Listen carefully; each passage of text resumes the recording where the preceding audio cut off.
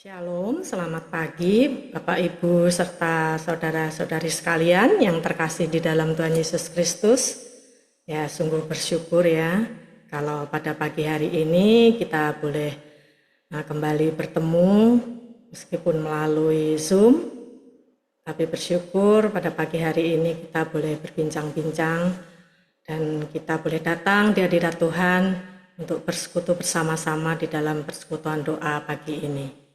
Mari kita akan mulai persekutuan kita pada pagi hari ini. Kita akan mengawalinya dengan satu pujian, kekuatan, serta penghiburan.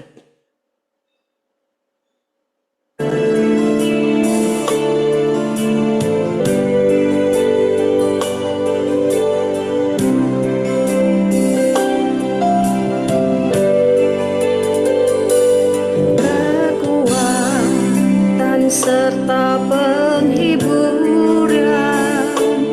diberikan Tuhan padaku.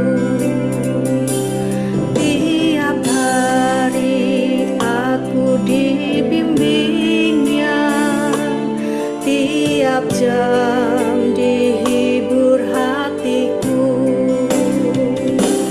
dan sesuai dengan hikmat Tuhan, ku diberikan apa yang perlu.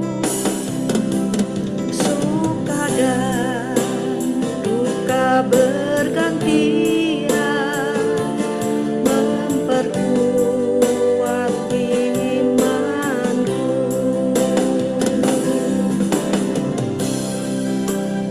Mari kita nyanyikan lagu ini sekali lagi, biarlah tiap-tiap hari kita boleh dibimbing dan dipelihara oleh Tuhan yang punya kuasa.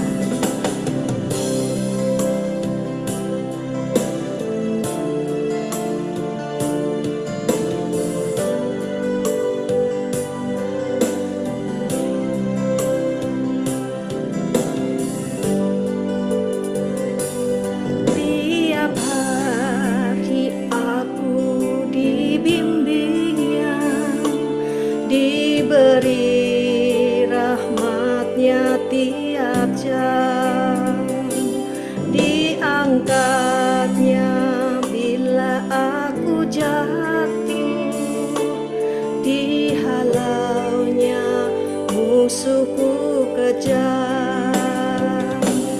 Yang namanya Raja Maha Kuasa, Bapa yang kekal dan abadi, mengimbangi duka dengan suka dan menghibur yang sedih.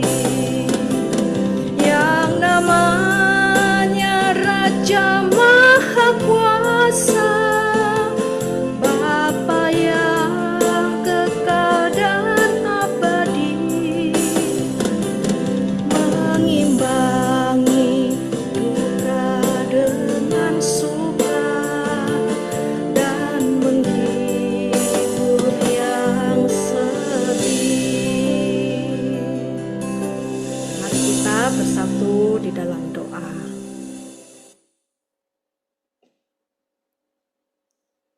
Bapa kami yang ada di dalam surga yang mulia, kami sungguh bersyukur Tuhan atas kebaikan-kebaikan yang Kau berikan buat kami. Kami bersyukur karena di dalam menjalani aktivitas hidup kami boleh dipelihara, kami boleh diberikan penghiburan, diberikan kekuatan, sehingga pada saat ini kami boleh melaluinya dengan pertolongan dan pimpinan daripada-Mu. Terima kasih ya Bapa untuk kesempatan pada pagi hari ini, di mana kami boleh menikmati hari baru yang Kau berikan buat kami. Kami bersyukur untuk apa yang boleh kami nikmati, sehingga pada pagi hari ini kami boleh dengan sukacita datang di hadirat-Mu di dalam persekutuan doa pada pagi hari ini. Kami mengucap syukur Tuhan atas pimpinan dan berkat-berkat yang senantiasa tidak pernah habis-habisnya di dalam kehidupan kami. Biarlah setiap keadaan kami, biarlah Engkau mau melawat, menilik, karena Engkaulah yang Maha Tahu di setiap keadaan kami. Biarlah Engkau terus memberikan kekuatan dan penghiburan kepada setiap kami. Terima kasih ya Bapa, kami menyerahkan persekutuan doa pada pagi hari ini di dalam pimpinan dan penyertaan-Mu Tuhan. Kami mohon Tuhan Engkau berikan pertolongan setiap gadget dan internet yang kami pergunakan, biarlah boleh mendukung setiap acara persekutuan kami, juga persekutuan doa pada pagi hari ini Tuhan. Kami bersyukur untuk berkat-berkat-Mu Tuhan. Kami menyerahkan juga untuk Pendeta Edi, yang mungkin di dalam kesibukannya, di dalam letih yang sudah dijalaninya di setiap perjalanan pelayanannya, biarlah Engkau terus memberikan kekuatan juga di dalam kesehatannya. Bersyukur kalau pada pagi hari ini juga akan menyampaikan pemberitaan firman Tuhan pada pagi hari ini. Biarlah Engkau urapi supaya apa yang akan disampaikan boleh menjadi berkat bagi kami yang mendengarkan. Terima kasih ya Bapa, kami menyerahkan seluruh jam persekutuan doa kami hanya di dalam pimpinan dan penyertaan. Kami yakin Engkau memberikan pengharapan di dalam firman Tuhan yang kami dengarkan, dan juga untuk janji-janji Tuhan yang Engkau berikan buat kami. Engkau memberikan pengharapan, memberikan kekuatan dan penghiburan buat kami. Hanya di dalam nama Tuhan Yesus kami menyerahkan doa yang jauh dari sempurna ini. Terima kasih Bapa. Haleluya, puji Tuhan. Amin. Ya, Bapak, Ibu, serta saudara-saudara sekalian, sebelum kita mendengarkan firman Tuhan yang nanti akan dilayani oleh Pendeta Edi SS, mari kita persiapkan dengan satu pujian kembali. Kita akan menyanyikan Sungguh Indah Kau Tuhan.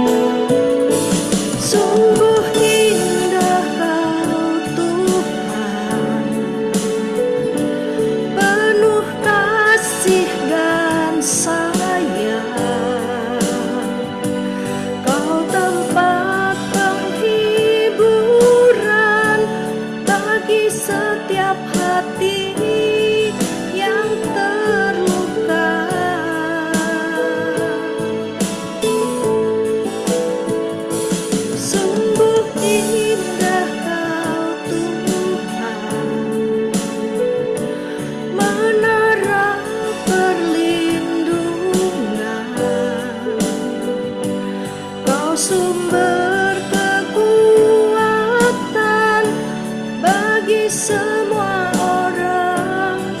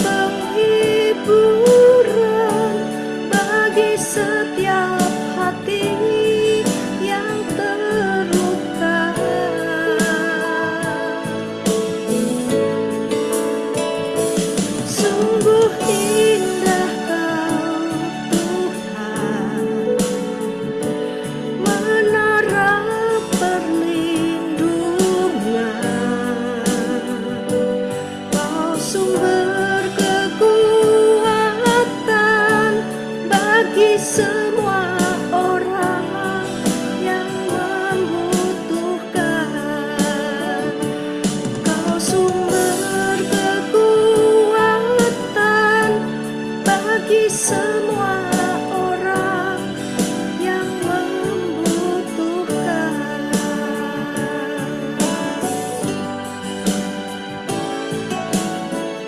Selanjutnya saya serahkan kepada Pendeta Edi SS. Terima kasih Bu Yuli. Mari kita sebelum bersama-sama merenungkan firman Tuhan, kita berdoa. Bapa dalam surga, kami bersyukur bahwasanya Engkau sungguh sangat baik bagi kami, sehingga pagi hari ini Engkau berikan pada kami satu hari yang baru di dalam kasih setiamu kepada kami semua. Kami boleh bangun pagi hari ini dan kami boleh bersama-sama dalam persekutuan doa pagi, semua karena berkat Tuhan.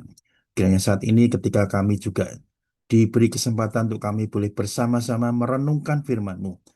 Kiranya Engkau juga menolong kami ya Tuhan untuk kami boleh mengerti, memahami, dan melakukan firman-Mu. Berkati setiap kami. Di dalam nama Tuhan Yesus Kristus Allah kami yang hidup, kami berdoa. Amin.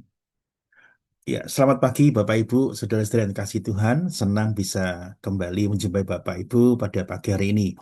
Ya, kita melanjutkan untuk tema kita eh, atau teks kita pada pagi hari ini.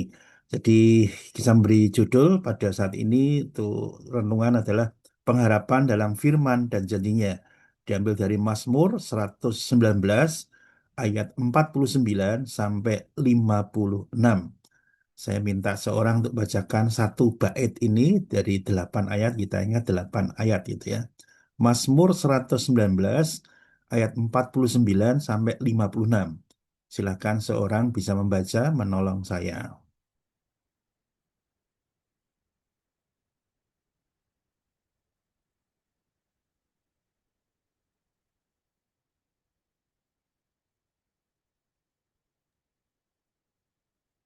Saya baca ya, Pak. Oh iya, silakan Bu Hana.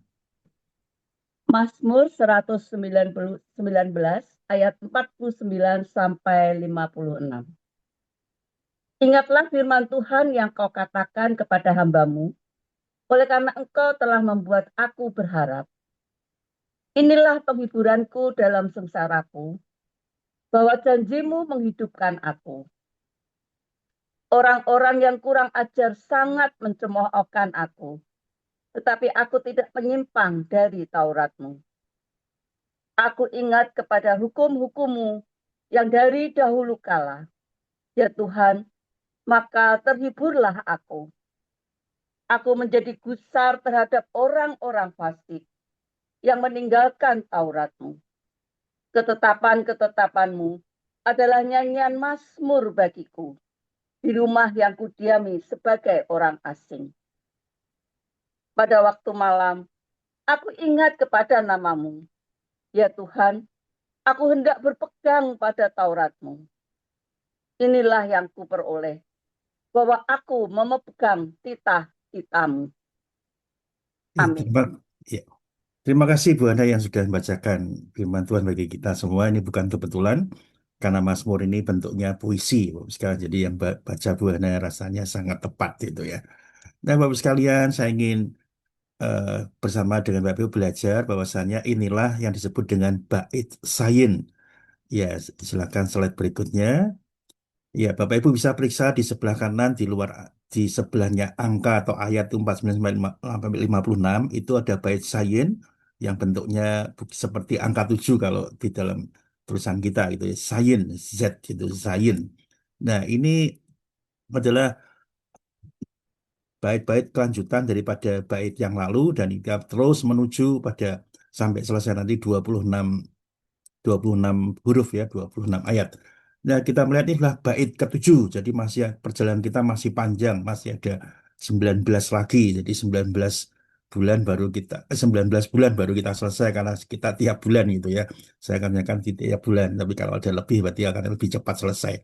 Nah, Bapak sekalian tadi saya sampaikan bahwasannya ini kalau kita lihat tema sentral di dalam eh, Mazmur 119 itu diberikan judul bagiannya orang yang hidup menurut Taurat Tuhan. Dan itu tema sentral kita. Tetapi ada bagian-bagian menurut bait-bait itu dan disusun secara puisi, kalau boleh dikatakan seperti itu, puisi yang bagus untuk boleh kita perhatikan, boleh kita dengar, dan boleh kita resapi. Sekali lagi tidak mudah, tetapi itu kembali lagi tema sentralnya, bahagianya orang yang hidup menurut Taurat Tuhan. Ini yang menjadi tema sentral. Nah, kalau kita perhatikan sekali lagi, bait ketujuh itu firman dan janji-janjinya memberikan pengharapan. Kalau saya boleh lihat di bait ketujuh itu ya, ada 3 bagian: berpengharapan bahwa Tuhan menepati janji dalam firman-Nya, kemudian tetap setia berpengharapan dalam firman dan membenci kejahatan, kemudian pengharapan yang memampukan bersyukur melewati masa sukar. Kira-kira seperti itulah kalau saya boleh kembali menyusun dari bait ketujuh atau 8 ayat ini.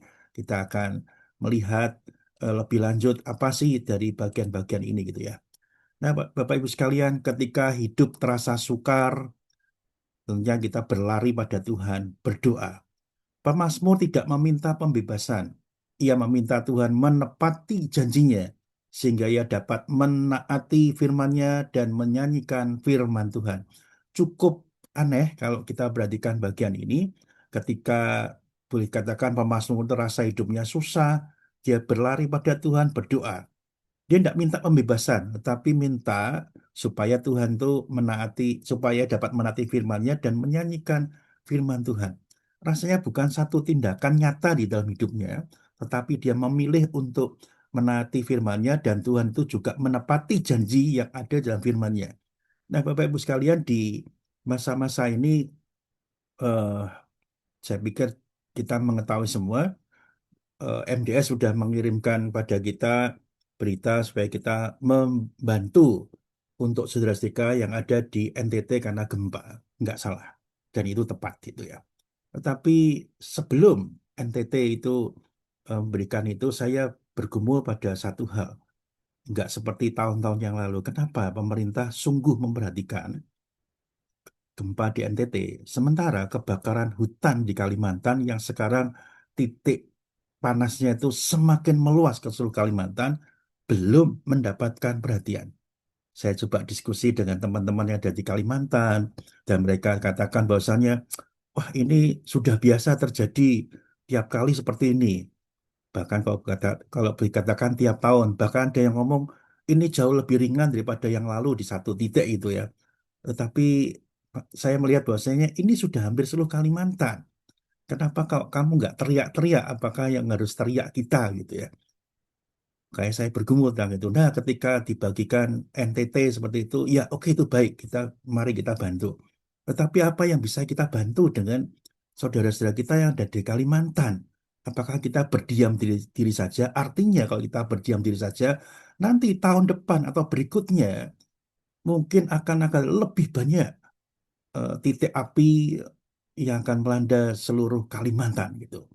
Nah, inilah menurut saya waktunya untuk saya boleh minta pada Tuhan. Tuhan, ini rasanya sudah keterlaluan itu untuk titik apinya. Kenapa nggak ada satu tindakan gitu? Dan saya bergumul kalau andekan MDS itu mau bergerak ke sana, tapi apa yang bisa lakukan? Ya nyemprot-nyemprot gitu. Tapi itu kan nyemprot airnya gitu. Tapi itu kan nggak mudah gitu ya. Tetapi Tuhan tolong, saya hanya minta pada Tuhan seperti itu dalam pergumulan saya. Tapi bersyukur beberapa hari setelahnya saya ketika saya ada di Medan saya lihat, wah ternyata Pak Presiden sudah datang di Kalimantan. Saya sangat bersyukur dan sekarang mulai ada pemikiran-pemikiran yang masif untuk melakukan pemadaman itu. Nah, Bapak sekalian, di tengah segala kesulitan saya pada waktu itu, saya datang pada Tuhan.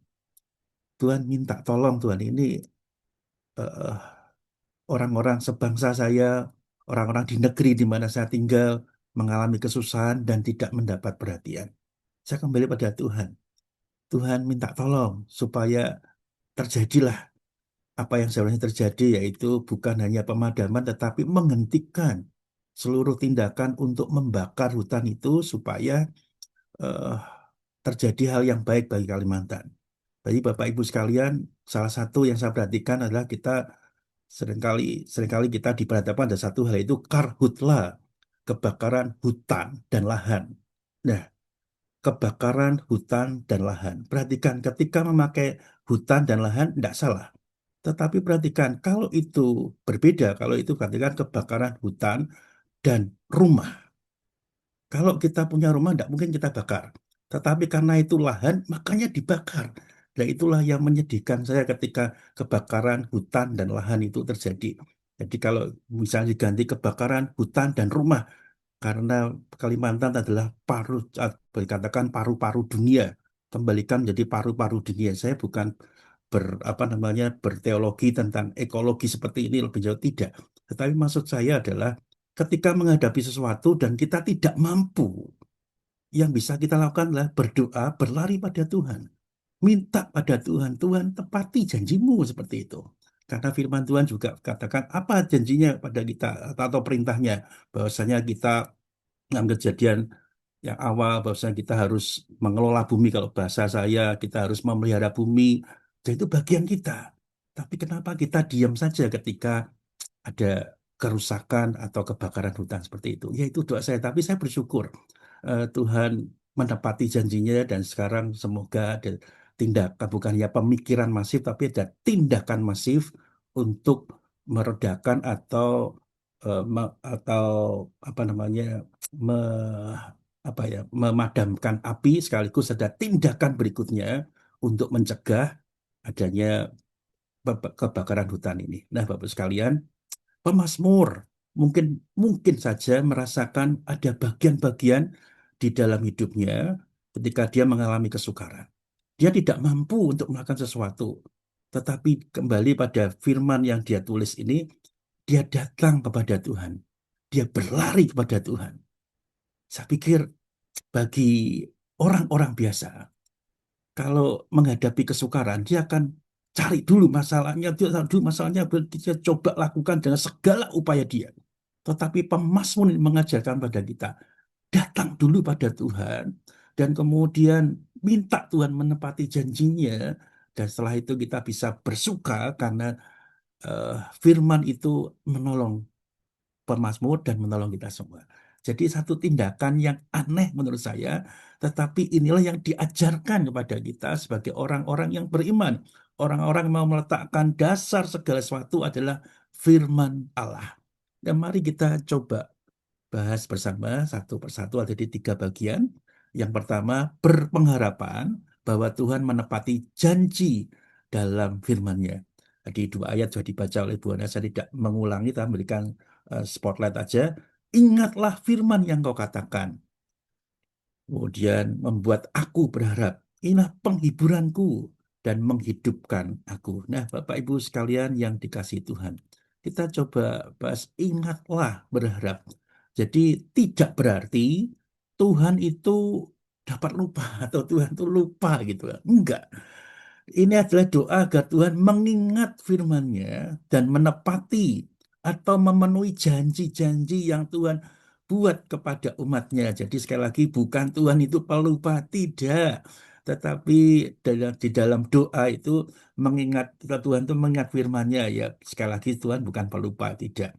Tetapi Tuhan ingat firman-Mu itu sudah Engkau sampaikan melalui firman yang sekarang kita boleh terima melalui Alkitab itu yang adalah firman. Tuhan penuhilah janji-janji seperti itu. Jadi ingatlah dan berharaplah. Ini kalau boleh katakan hubungan antara Tuhan dan hamba. Jadi ingatlah, tetapi bukan memaksa Tuhan, tetapi artinya adalah supaya Tuhan mengingat dan dalam sikap yang positif, karena pemazmur merasakan saya itu hamba dan Tuhan itu adalah Tuhan saya. Ini hubungan Tuhan dan hamba. Jadi dengan sikap menunggu, dengan harapan yang positif.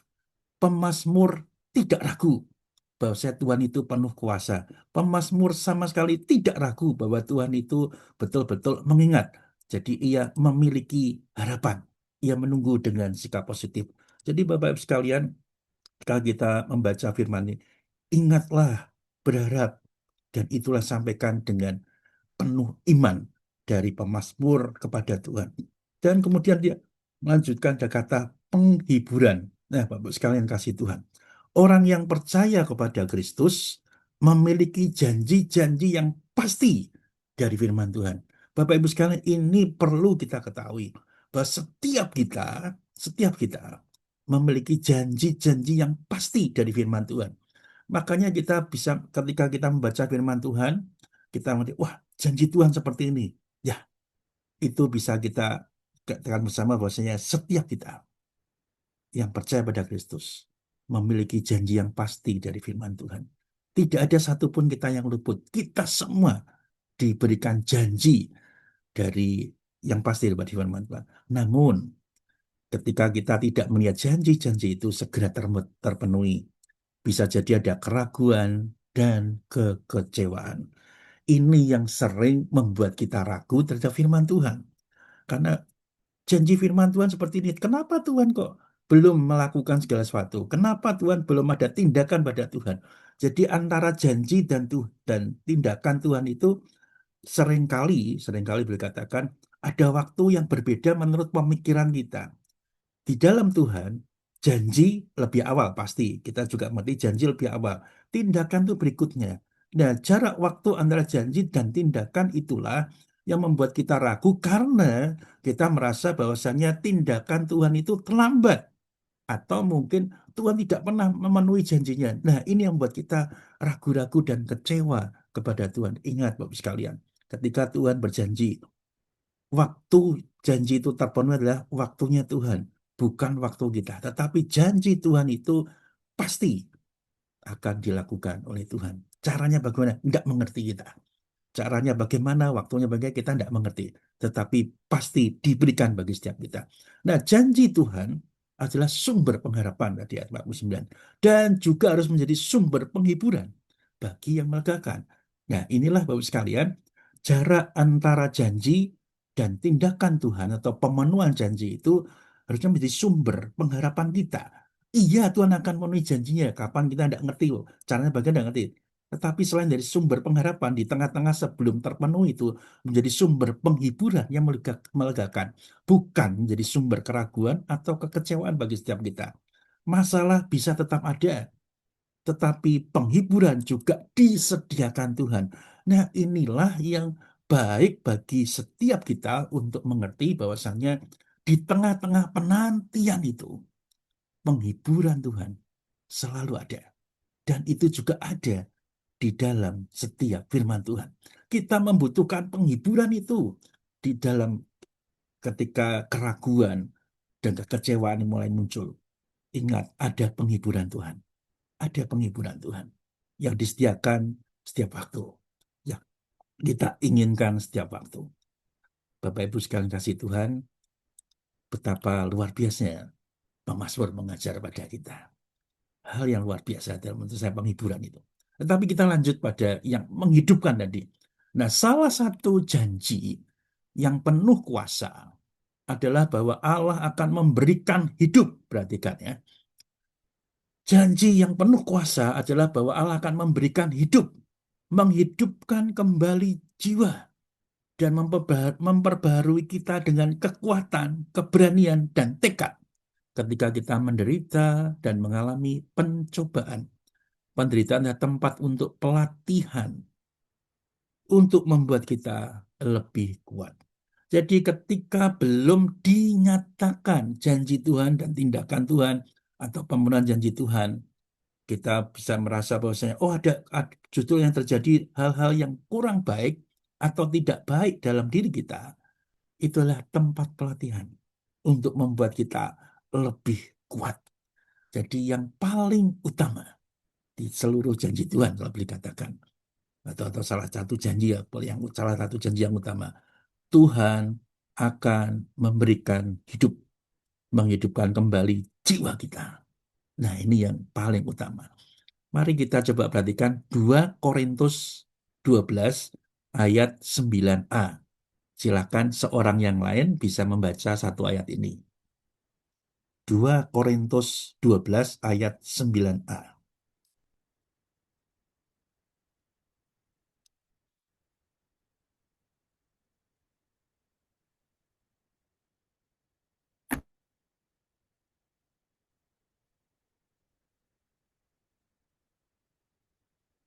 Iya, 2 Korintus 12 ayat 9a, silahkan Bapak Ibu yang menemukan bisa membaca.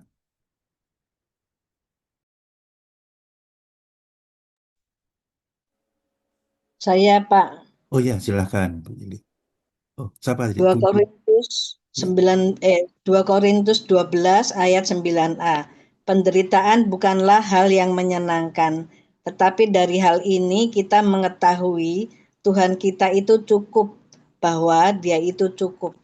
Oh iya, itu kalimat saya maksudnya yang ayatnya Bu Winda. Hah? 2 Korintus 12 ayat 9a. Waduh, Iya, iya. belum buka Pak Ya, ya nggak Alkitabnya, apa-apa. saya pikir itu. Oke, oke. Nggak apa-apa Bu Winda, nggak apa-apa. Bu Winda sudah Yang bacakan. lain dulu deh. Wah, Oke, Saya nanti baca, lah. Pak ya. terima kasih Bu Winda. Silakan Pak Anton. Terima kasih Bu Winda.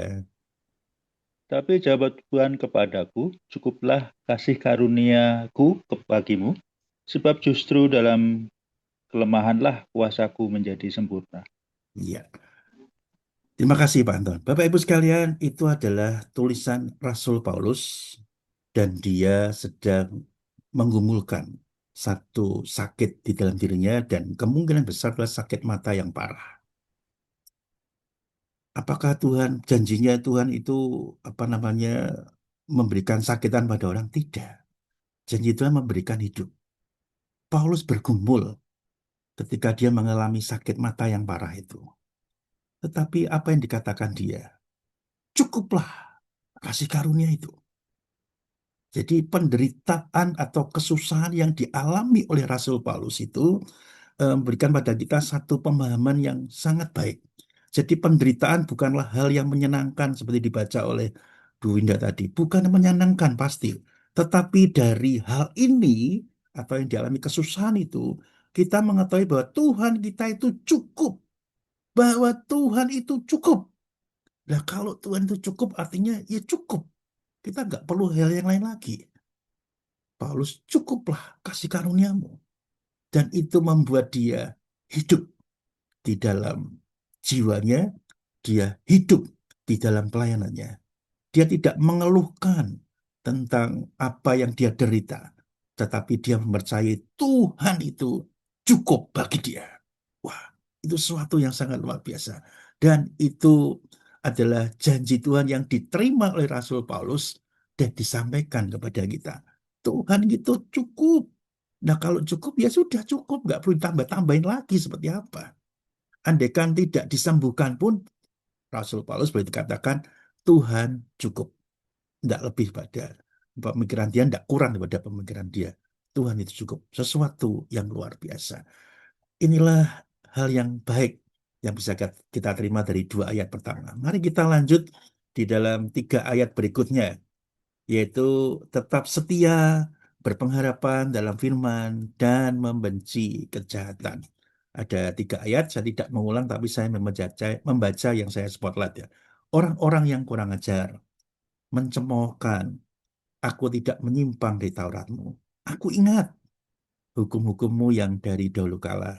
Aku menjadi gusar. Nah, Bapak Ibu sekalian kasih Tuhan, eh, kalau boleh secara ringkas bahwasannya tidak mudah untuk mengatakan bahwasanya ketika ada seorang yang membenci kita, menyakiti kita, kita harus berusaha untuk mengasihi dia. Tidak gampang, tidak gampang. Tetapi kita harus berusaha. Jadi kesusahan atau penderitaan kita bisa jadi disebabkan oleh orang-orang yang eh, membenci kejahatan, orang-orang yang membenci kita. Bisa. Terlebih lagi yang membenci firman Tuhan. Nah, bagian kita apa harus kita lakukan? Nah, ini menarik. Kita bukan cepat-cepat mengasihi dia, tetapi firman Tuhan berkata, mari kita tetap setia pada firman-Nya. Nah, coba kita lihat kata dicemooh, tapi tetap tinggal dalam firman.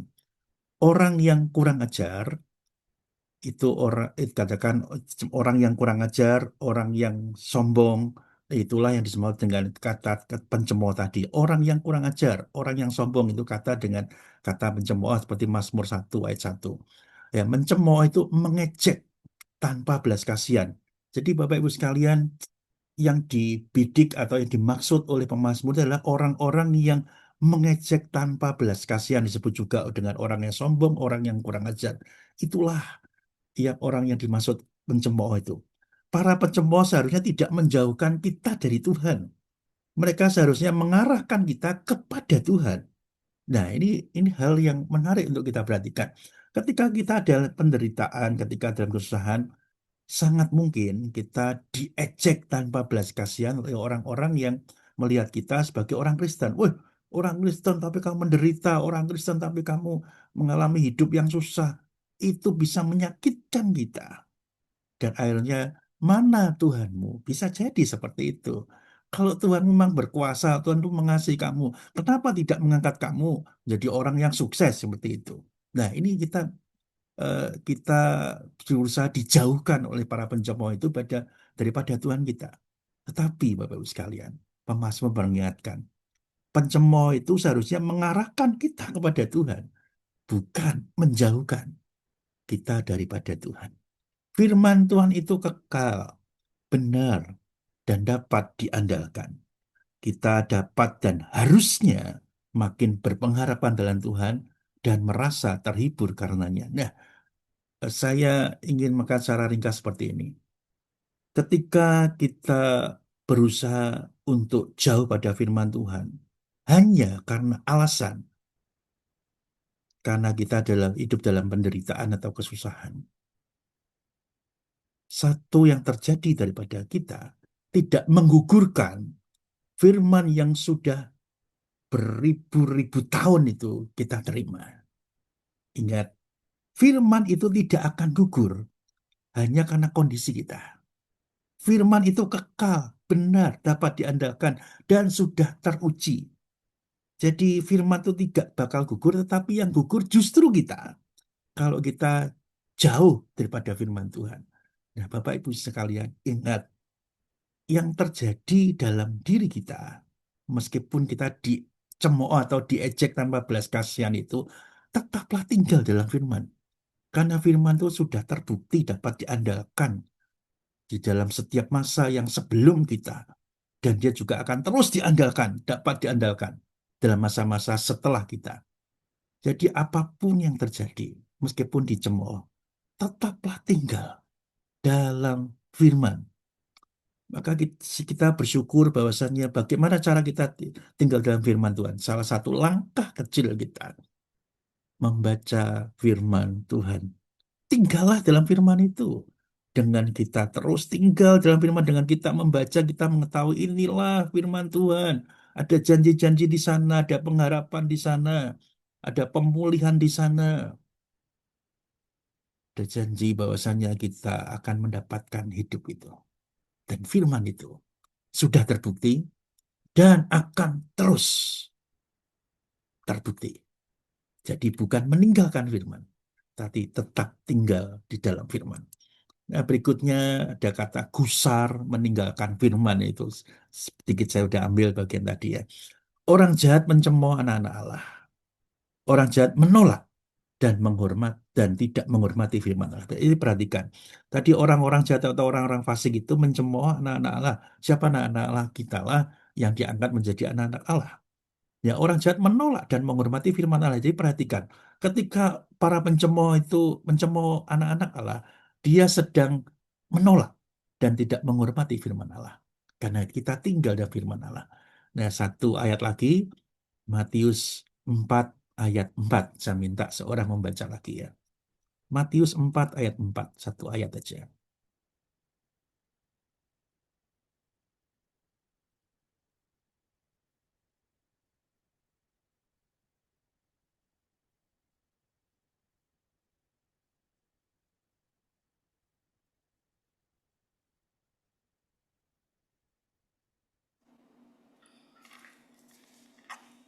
Izin membaca Pak Edi. Silakan. Matius 4 ayat 4. Jawab Yesus, ada tertulis, manusia hidup bukan dari roti saja, tetapi dari setiap firman yang keluar dari mulut Allah. Amin. Ya, terima kasih Bu Joyce. Bapak Ibu sekalian, kita perhatikan bahwasannya Matius 4 ayat 4, seringkali itu kata yang salah satu saya ucapkan ketika ada yang menikah dan kemudian diberikan Alkitab. Manusia bukan hidup dari roti saja, tapi dari setiap firman Allah, dan saya berikan Alkitab itu pada pasangan itu. Tetapi kita sadar, kita pernah membaca bagian itu. Tetapi mungkin kita membandingkan ini soal makanan. Karena roti makanan dan firman Tuhan itu makanan. Kalau kita menghidupi ayat firman itu, manusia hidup bukannya roti saja, tetapi dari firman Allah. Bahwasanya kita harus tinggal di dalam firman itu, kita menikmati firman itu yang menghidupkan kita. Tidak ada cara lain selain daripada roti yang menghidupkan tubuh jasmani kita. Tetapi tubuh rohani kita, itu harus dikatakan tubuh rohani kita, itu perlu firman yang kita makan tiap-tiap waktu yang membuat kita hidup. Jadi jangan tinggalkan firman, tetapi teruslah kita menikmati firman Tuhan, teruslah kita tinggal di dalam firman itu. Menjauh dari firman bisa diartikan memilih jalan kematian. Kalau kita nggak makan firman itu, kita nggak makan nasi, butuh berapa lama? Mungkin 1 bulan lebih atau 2 bulan baru kita mati. Itu nggak ada makanan masuk. Mungkin kita 2 bulan, mungkin paling tinggi, paling lama 2 bulan kita akan mati. Tetapi kalau kita tidak baca firman Tuhan begitu lama, dan kita bisa mengatakan kita, oh saya masih hidup. Itu saya boleh katakan di firman Tuhan. Sebetulnya yang hidup cuma omongannya aja. Tetapi hati kita kering, hati kita kosong.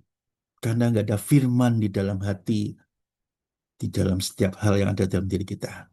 Maka Bapak Ibu sekalian, jangan tinggalkan firman.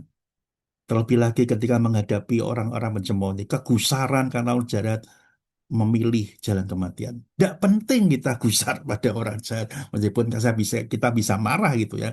Jadi kegusaran itu seperti ini. Kegusaran terhadap orang jahat yang memilih jalan kematian. Jadi kegusaran kita terhadap tindakannya karena dia memilih jalan kematian, karena dia membenci dan tidak menghormati firman Allah. Jadi para orang-orang pencemooh itu mereka kan tidak, mereka menolak dan tidak mengerti firman Allah. Mereka orang-orang yang mati, yang milih jalan kematian. Kalau hidup itu haruslah butuh firman tiap-tiap waktu, tinggal dalam firman dan menghidupi firman Allah. Dan itu yang dilakukan oleh pemazmur. Hal yang ketiga dari bait yang ketujuh ini ayat 54 sampai 56. Ada nyanyian mazmur, kemudian pada waktu malam, ingat kepada namamu, dan inilah yang ku peroleh. Jadi pengharapan yang memampukan bersyukur melewati masa sukar. Bapak Ibu sekalian kasih Tuhan, kita tahu bahwasannya kekristenan ada agama yang disebut oleh banyak orang yang suka bernyanyi. Jadi kalau ibadah ya ada nyanyian-nyanyian itu, dan sekarang pola-pola ibadah kekristenan itu mulai ditiru oleh agama-agama yang lain. Mereka mulai mengadakan, makanya mungkin kita pernah melihat video dari agama yang lain. Wah, modelnya mirip-mirip seperti Kristen, ya, ada pujiannya seperti itu. Tapi di luar itu, yang baik yang ditiru oleh mereka, kekristenan adalah agama yang suka bernyanyi. Dalam penjara sekalipun tetap bernyanyi. Kisah Rasul 16:25 nggak usah dibacakan, tapi ini kisah tentang Paulus dan Silas yang di penjara. Di penjara itu bisa bernyanyi. Wah, inilah orang-orang percaya, orang-orang Kristen. Karena suka bernyanyi. Nah, firman Tuhan adalah sumber sukacita dan nyanyian bagi orang percaya. Ini yang diungkapkan oleh pemazmur.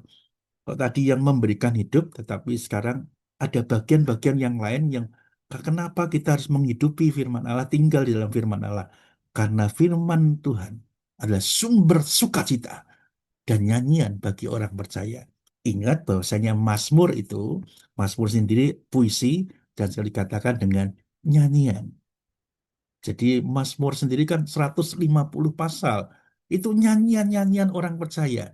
Jadi Bapak Ibu sekalian, firman Tuhan sumber sukacita. Nyanyian bagi orang percaya.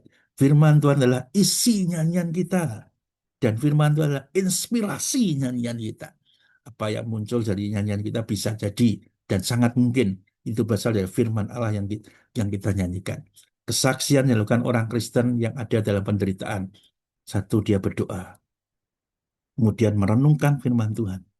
Dan dia bernyanyi. Jadi ini banyak kesaksian yang dilakukan oleh orang Kristen ketika dia ada dalam penderitaan. Dia berdoa pada Tuhan. Iya. Dia merenungkan firman Tuhan. Iya. Bahkan seringkali tidak lupa dia bernyanyi. Memuji Tuhan. ada pengharapan di sana, ada sukacita di sana, dan menaruh sepenuhnya pelaksanaan pada janji Tuhan di dalam puji-pujian dari orang-orang Kristen yang mengalami penderitaan. Jadi bernyanyi memberi kekuatan yang menopang untuk terus maju. Sekarang ada banyak nyanyian yang tersedia bagi kita orang-orang percaya. Ya, mari kita juga diajarkan untuk bernyanyi di dalam penderitaan kita, kesusahan kita. Ketika janji itu belum terlaksana, kita bisa menyanyi kepada Tuhan. Ya, kemudian ingat pada waktu malam. Pemazmur mengingat Tuhan pada saat malam hari, katakan seperti itu. Tetapi ya kalau malam hari menunjukkan satu waktu, tetapi kemungkinan lain, malam hari ini melambangkan ada kegelapan atau kesukaran. Jadi pada waktu malam, malam itu gelap. Jadi bisa ditafsirkan pada waktu kesukaran dalam hidup diri pemazmur. Merenungkan firman Tuhan di saat-saat tergelap, kalau bukan hanya soal waktu tadi yang tadi melambangkan tadi, di saat-saat tergelap kita, itu membuat kita kuat dan kita ditopang oleh firman Allah. Jadi pemazmur seolah berkata seperti ini, ketika ada waktunya kegelapan itu atau kesusahan itu, ya ingat Tuhan. Dan firman itu semakin kita butuhkan.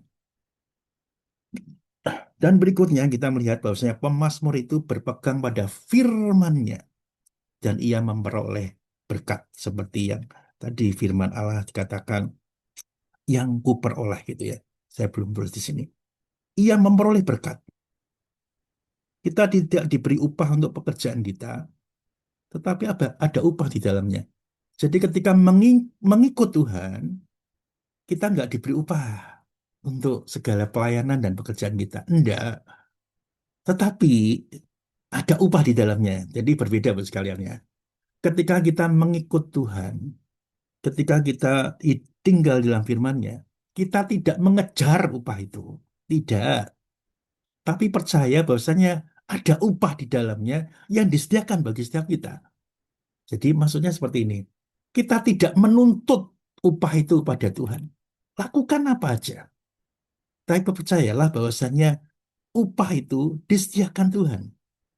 Ketika kita melayani Tuhan, kita melakukan pekerjaan-pekerjaan bagi Tuhan. Dan itu yang dialami oleh pemazmur. Maka kata dia, inilah yang kuperoleh. Bahwa aku memegang titah-titahmu. Dia mendapatkan berkat dari tinggal bersama dengan Tuhan. Nah, saya menutup bagian ini, perenungan kita yang disebut dengan Athanasius. Ya, Athanasius. Ada slide-nya, bisa ya, oke. Nah, Athanasius itu hidup tahun 296 sampai 373, jadi abad 3 sampai abad 4, jadi umurnya 77 tahun. Dia usianya 70 tahun. Dia adalah salah satu apa ya, tokoh awal bapak-bapak gereja di mana dia adalah pembela setia dari keilahian penuh yaitu Yesus Kristus.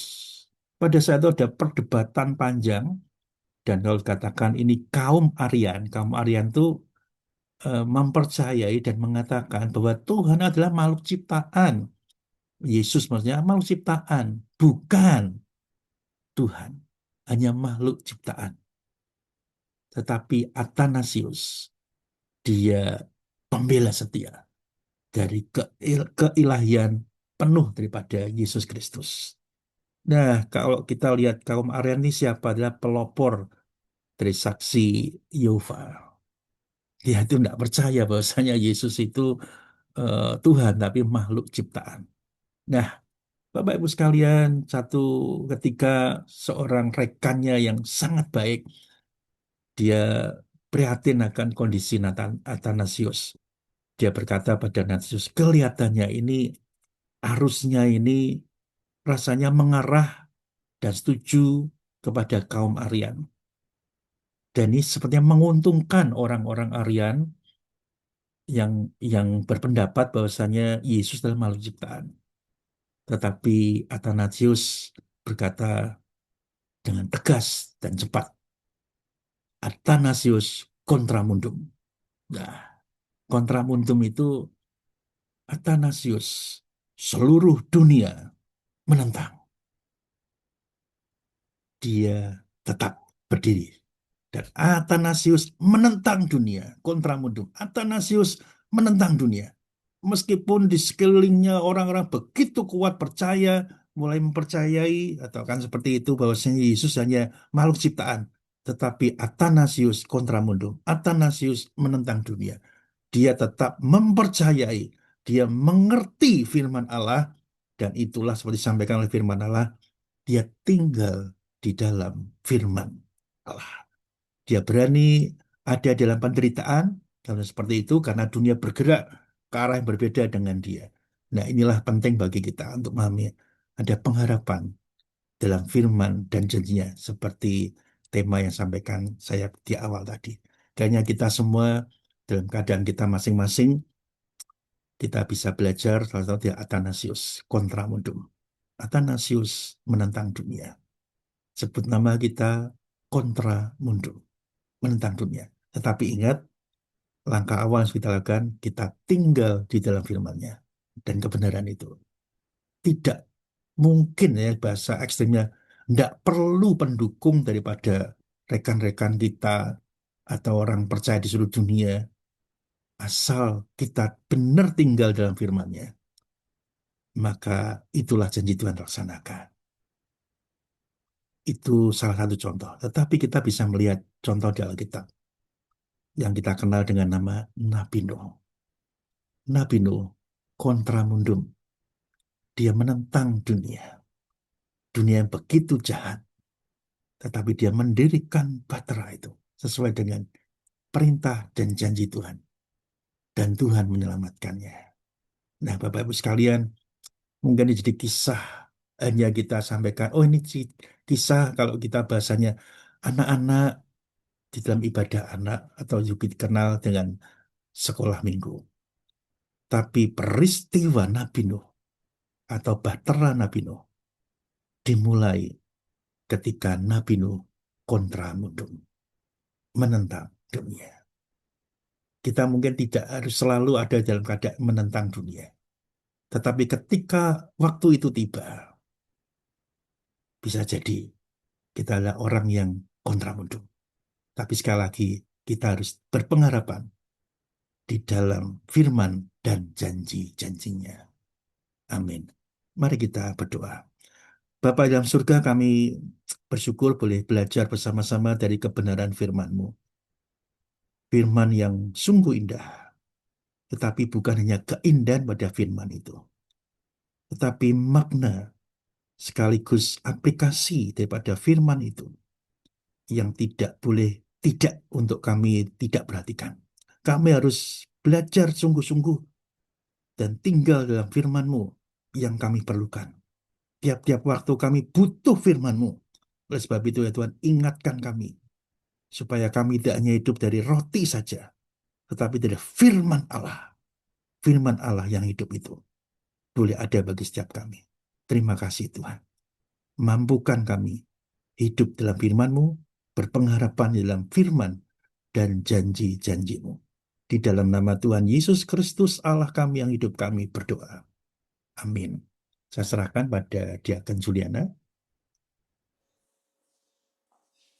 Terima kasih Pendeta Edi yang sudah melayani di dalam perenungan firman Tuhan pada pagi hari ini yang sungguh sangat menguatkan kita semuanya ya. Nah, kita boleh selalu terus menggali firman Tuhan dan semakin kita mengerti akan kebenaran firman Tuhan. Terima kasih untuk pelayanannya. Tuhan Yesus memberkati pelayanan Pendeta Edi SS. Mari sebelum kita menaikkan pokok-pokok doa syafaat kita juga akan menaikkan satu pujian. Mungkin doa-doa syafaat yang sudah dibagikan di grup tidak usah di-share lagi ya. Kita bisa melihat di grup pedati yang sudah di-share oleh Ibu Rita. Mari kita akan persiapkan dengan pujian jejakmu Tuhan. Setelah doa syafaat nanti kita akan berdoa bersama-sama di dalam doa syafaat kita, dan doa penutup akan dilayani oleh pendeta IDSS. Mari kita pujikan pujian ini.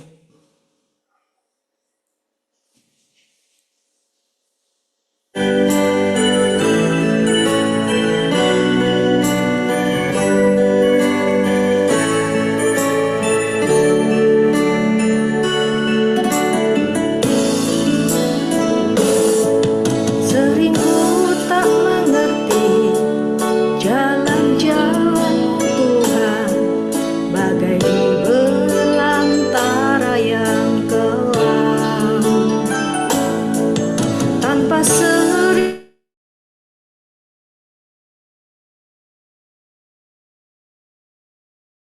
Tuhan sungguh sempurna.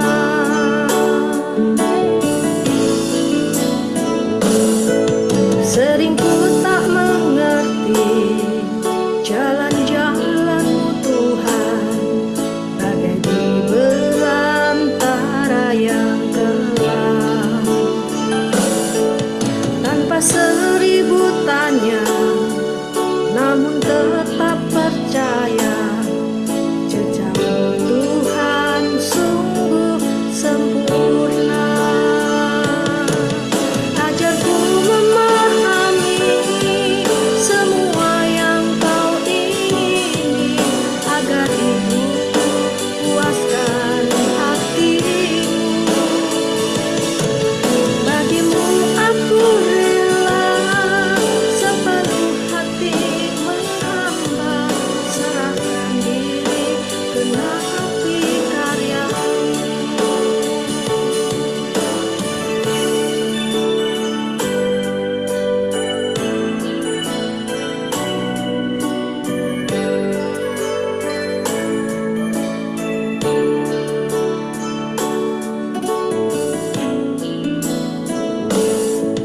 Sering ku tak mengerti jalan-jalan-Mu Tuhan, bagai di belantara yang kelam.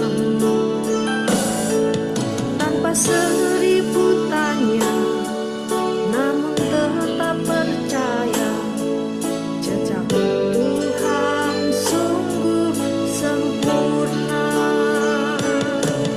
Ajarku memahami semua yang Kau ingini, agar hidupku puaskan hatimu.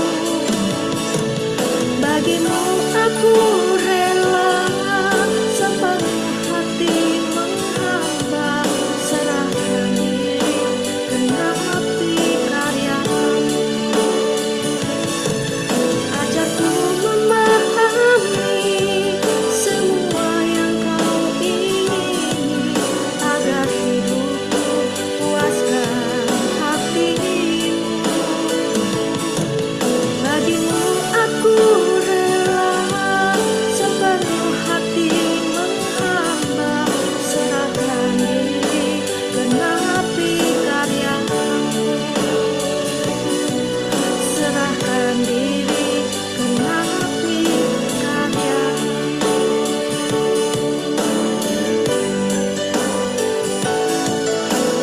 Mari kita bersama-sama doa syafaat. Pagi hari ini hamba-Mu berdoa untuk seluruh jemaat kami pengharapan, dimanapun kami berada, apapun yang kami pikirkan, katakan, dan lakukan. Semuanya menyenangkan hati Tuhan, semuanya memuliakan nama Tuhan. Dan kami percaya juga bahwasannya Tuhan akan memberkati kami, melebihi daripada apa pemikiran kami. Tuhan akan menjaga setiap langkah kami, baik keluar dan masuk kami. Tuhan akan memberkati kami semua. Terima kasih Tuhan. Kami serahkan seluruh doa ini dalam satu nama, yaitu Yesus Kristus, Allah kami yang hidup. Amin. Bapa, terima kasih. Bapa, terima kasih. Bapa di dalam surga, ku berterima kasih